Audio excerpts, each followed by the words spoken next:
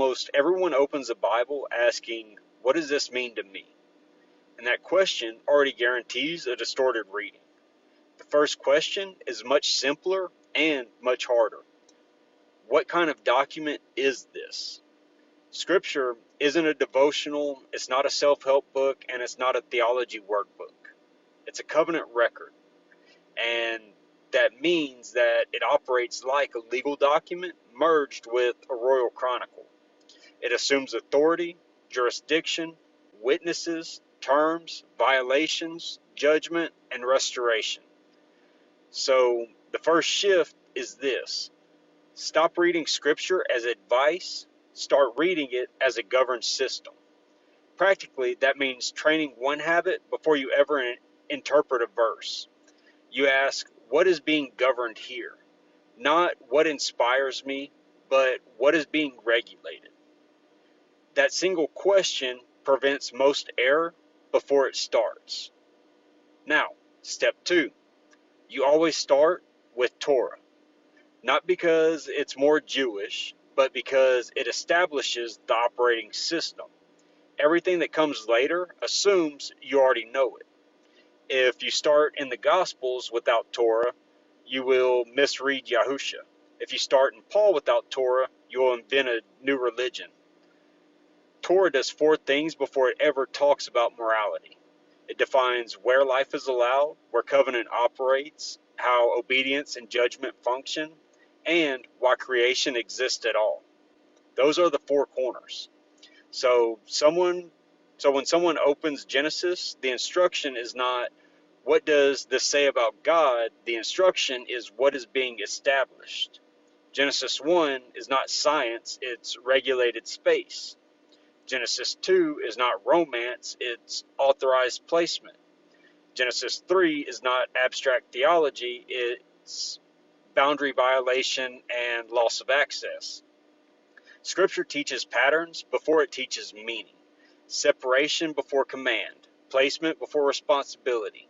Boundary before blessing. That is how covenant thinking works.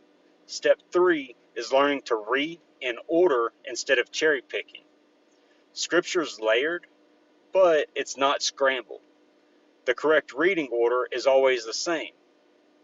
Where is this happening? When is this operating? What is being required or violated? And why does this matter in the larger story? If someone jumps straight to behavior, they become moralistic. If they jump straight to purpose, they become mystical. If they skip time, they lose accountability. If they flatten space, they lose judgment. So you slow down. Before reading a command, you ask, who is inside the boundary and who's outside? And what happens if it is violated? And that question alone eliminates most doctrinal confusion. Step 4 is where modern readers really struggle. Do not harmonize tension too quickly, because people panic when Scripture does not sound uniform, so they smooth it out. But covenant documents are situational by design. They're different covenants, different jurisdictions, different audience, and different phases of the same story. So when something sounds different, you do not explain it away, you locate it. Is this Sinai? Is this exile? Is this restoration? Is this judgment language or promise language? That is architecture, not apologetics. Only after someone can read that way do you move to Yahusha. And when you do, one thing must be clear from the start. Yahusha is not creating a new religion. He is operating inside an existing covenant system and restoring it.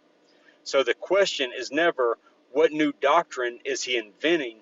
The question is, what covenant function is he activating?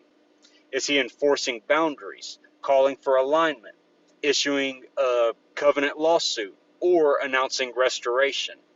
That's why his words only make sense structurally. And the final step, the one most people avoid, you do not read Scripture to feel secure. You read it to be governed.